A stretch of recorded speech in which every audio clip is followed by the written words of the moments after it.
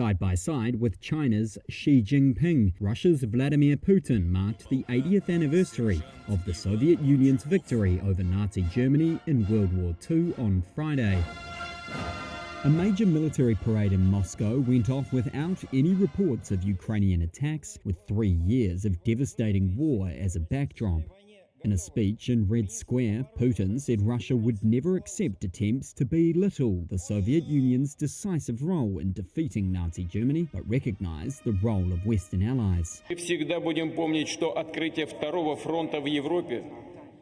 We will always remember that the opening of the Second Front in Europe after decisive battles on the territory of the Soviet Union brought the victory closer.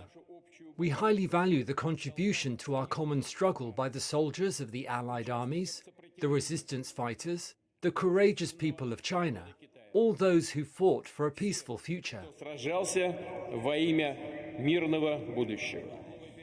Putin made no criticism of the West and referred only in passing to the Ukraine war, Europe's deadliest since World War II.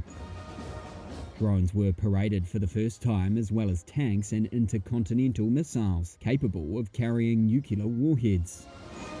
More than 11,500 troops lined up, including 1,500 who have fought in Ukraine.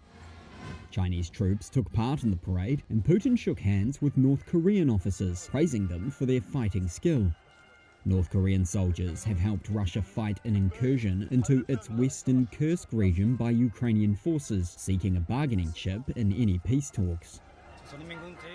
The Kremlin says the attendance of Russian allies, such as Xi, Brazilian President Lula da Silva, and several dozen leaders from around the world shows Russia is not isolated.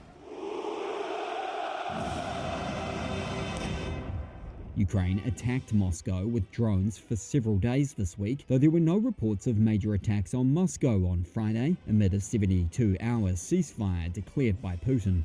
US President Donald Trump on Thursday called for a 30-day unconditional ceasefire between Russia and Ukraine, and said if the truce was not respected, then the US and its partners will impose further sanctions. In Kyiv, Ukrainian President Volodymyr Zelensky called on allies to help it resist Russia, which now controls about a fifth of Ukraine.